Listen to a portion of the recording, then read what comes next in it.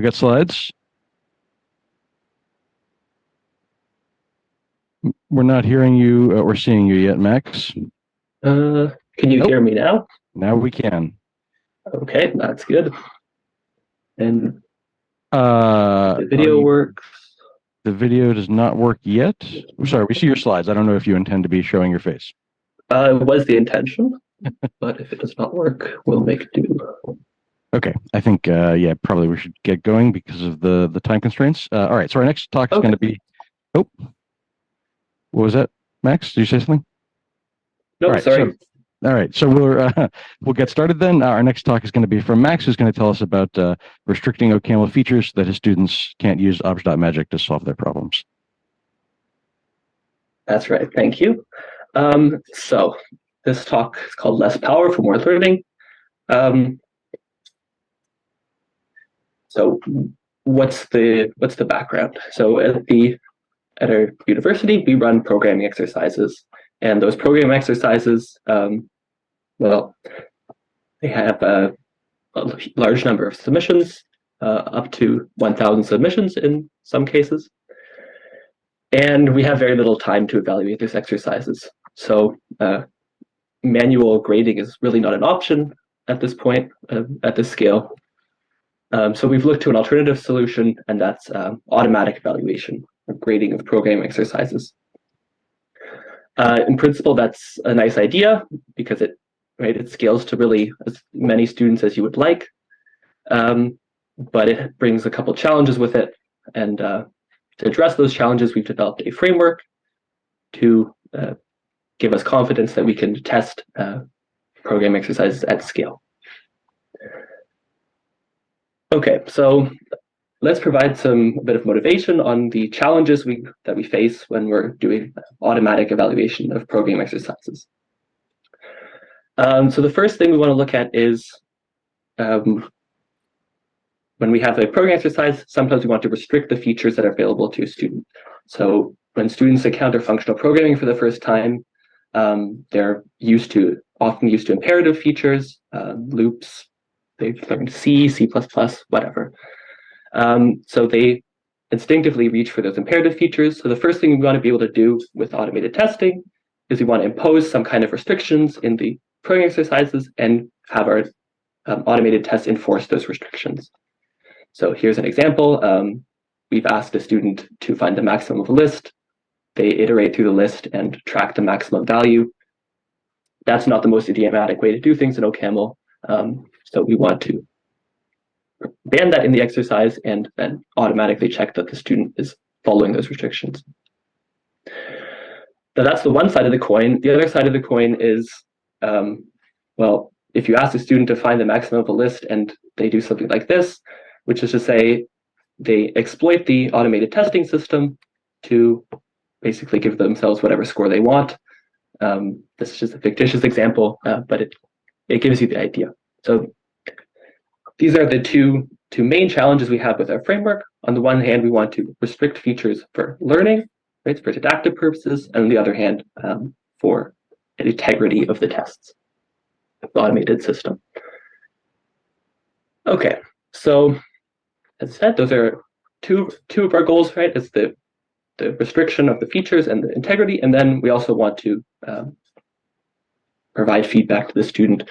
Right? Our main goal here is writing program exercises in an automated fashion, and if you have students asking questions every time the tests don't work, you have a lot of work anyway. So, excuse me. What's out of scope here? What's out of scope here? Excuse me. What's out of scope here is plagiarism detection. AI is a big topic. We don't do any checking for plagiarism. Really out of scope here.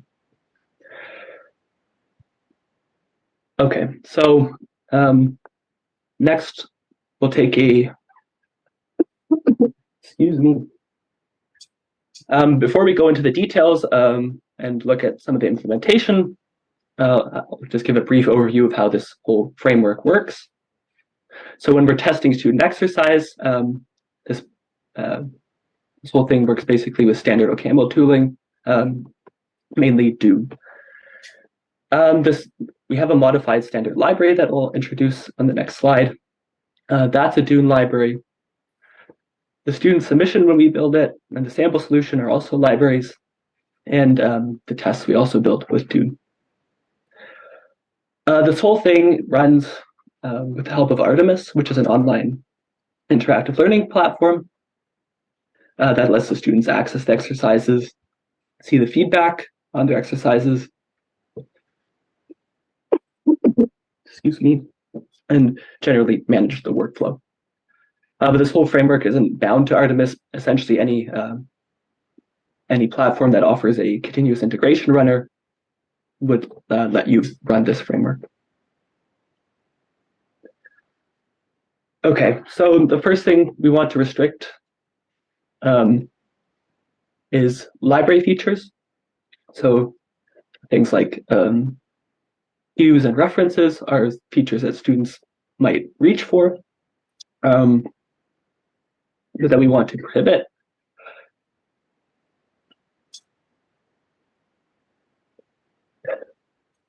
And so things like I/O are also things we need to prohibit to ensure the integrity of the tests. So how do we do this? The idea behind this is to define simply a modified standard library, a safe stdlib, which doesn't include those features. Then define this this kind of module that that references this modified standard library, and then using Dune we can using the OCaML compiler we can pass the no pervasives flag, and essentially force this Dune code to have this our modified module open, which means then we have the static guarantee from the OCaML compiler that the student is not accessing functions or modules outside of our restricted standard library. That's the one side of the coin. The other problem we have beyond the standard library is syntax features. Syntax features. Excuse me.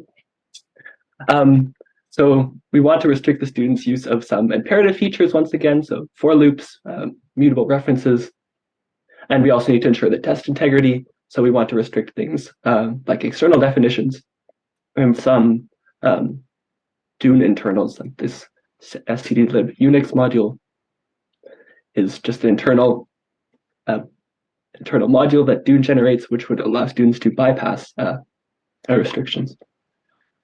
So the way we do these restrictions of language features or syntax features is using ppxlib.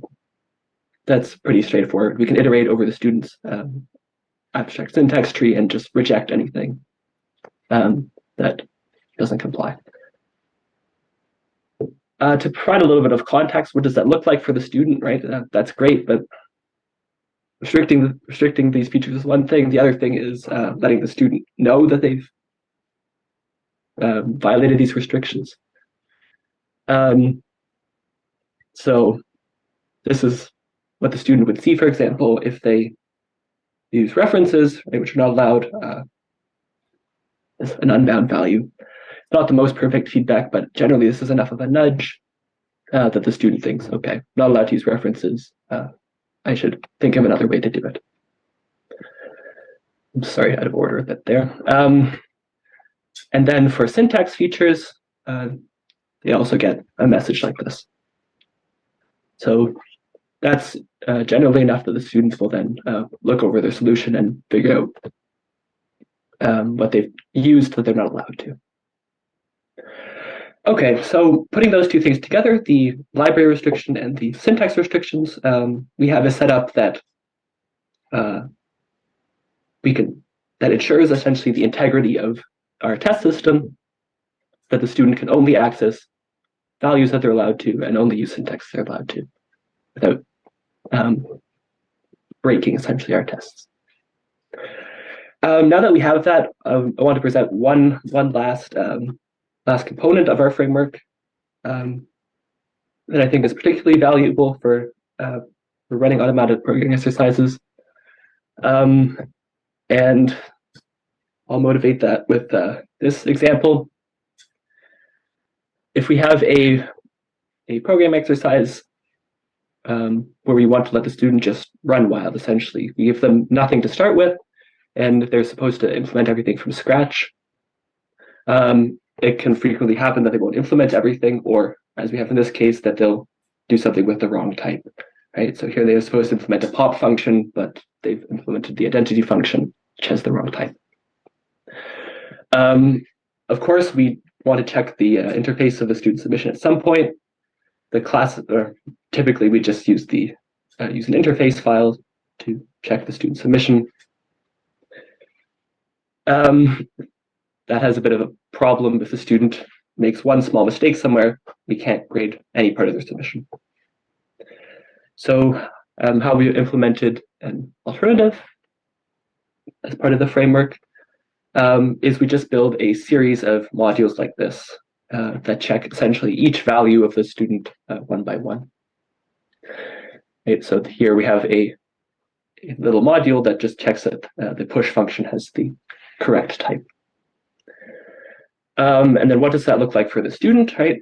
This is especially important in this case to provide high quality feedback to the students. They're not left scratching their head what part they did wrong. Hope it's not too small. But they do get a message here that they did not define the value or gave it the wrong type. And they get details on what exactly the problem is. Okay, there are a couple other parts of the framework that I'm not touching on in the presentation, but just maybe worth mentioning briefly. Testing IO-based code is also possible, right? Just with a mock of the IO-based modules in OCaML'. Yeah, but for now, the focus, or many exercises focus just on functional programming anyway, so that's not maybe as important. Okay, and finally, it's great and all that to have this framework, but we would like to know maybe how does it work in practice. So we've been using this framework in some form or another for 3 semesters now at the Technical University of Munich to run the second semester course. And this last iteration of the course, this summer semester, we had 21 exercises during the course with an average of 652 submissions. The exam, another 3 exercises with 400 submissions each. That's pretty impractical to grade manually, right? So, and then let's look at, let's look at the rough time numbers. So automated exercise with this framework, with our framework, take about 16 to 24 hours to create, just 2 or 3 work days. And the data from before we use before we graded these exercises automatically shows that we use about 15 minutes to grade a submission. So that means in practice, the break-even point is somewhere between 60 to 100 submissions. So I'd say a small to medium-sized programming course.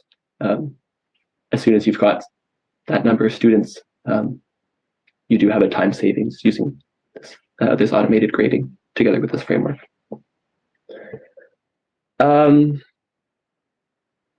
Right. Okay, and I think that's everything that I have to say to the framework. And I think now would be a good point for questions. Thank you, Max.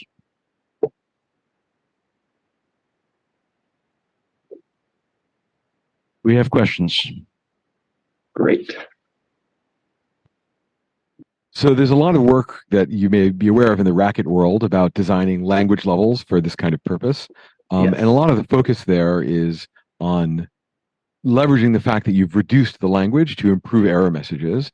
And like you're obviously doing something in this space to make error messages better, but it's like it's not kind of deeply integrated into the compiler and kind of taking advantage of like this whole class of mistake is not possible in this restricted version of the language. And I'm just kind of curious if like your experience thus far suggests that there's like real value in that kind of further work, or if already this kind of gets you most of what you need.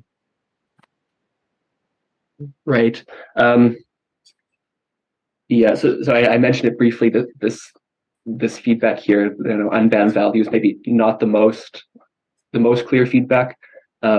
So that could definitely be improved on, right? Here, working at an error message, depending on what they've accessed, telling the student, this is a reference and we've restricted references in this program exercise because we want you to focus on purely functional programming. So it's definitely something that could be improved, yes. In practice, we found that for our purposes, while teaching the course, that this is enough. We've provided separately to the students basically a list of standard library modules that are allowed and which aren't, and values and such, so they can consult that. And this is basically just enough of a nudge that they'll recall that these things are restricted. So yeah, conclusion: it's in practice it does work for us, but it could be improved. Another question. So with this system, so automatic grading, if it's like pass or fail automatic, so students might be hesitant to raise an issue if it's misgrade their assignment. Do you have some kind of escalation mechanism, either automatic, then you don't know if the program is correct or not, assignment is correct or not, or manual, then they can raise a flag? Right. Yeah. So I briefly mentioned this Artemis platform that we use, which integrates nicely with the framework. And apart from presenting the exercise to students, it also has a built-in complaint mechanism. So students will see their grading right after the deadline, see exactly what tests failed, and then they get a chance to basically raise a complaint to the instructors, and then we get a chance to look over it, maybe revise the tests if we notice we made a mistake after all. So yeah, that's always a problem with automated grading. That what if you entirely missed some silly case, and it's going to be unfair for students. But yes, we do have a mechanism in place to highlight those issues to us and then fix them. Other questions? Another one? I was just wondering, with that ref example, have you thought of using alerts or deprecation warnings? That might be another way of. I actually I did think of that, but only within the last couple of days. You mean here essentially, right? You could add an alert to the. Yeah. Yes, so you could define a separate library that has these values, but with an alert, and then fail based on that. Yeah. That would be a good future work. Okay, I have a question, which is, so you've set this up to restrict programmers from using these programmers from using imperative features, so that they can learn the functional features. At some point, presumably, you then unrestrict those imperative features to teach them about OCaML's imperative features. Do you find that they go running for the imperative features, or have they learned the functionals like it? So the course actually focuses entirely on the functional subset, plus a little bit of the REPI system, the concurrency system, pre-OCaML'23. And we don't. The course doesn't touch really on imperative features, but we do. More anecdotal. When we have misconfigured the system, for example, we have had exercise where we've accidentally allowed the Q module through, and we do get 20 to 30 submissions trying to use the Q module, asking us why the Q module is not accessible, and so on. So yes, we have found really that students do grab for these features, or they cling to these features that they're used to in practice. Fair enough. Okay, let's speaker again. Sorry. And if we could switch to the next remote speaker. Thank you. Thank you.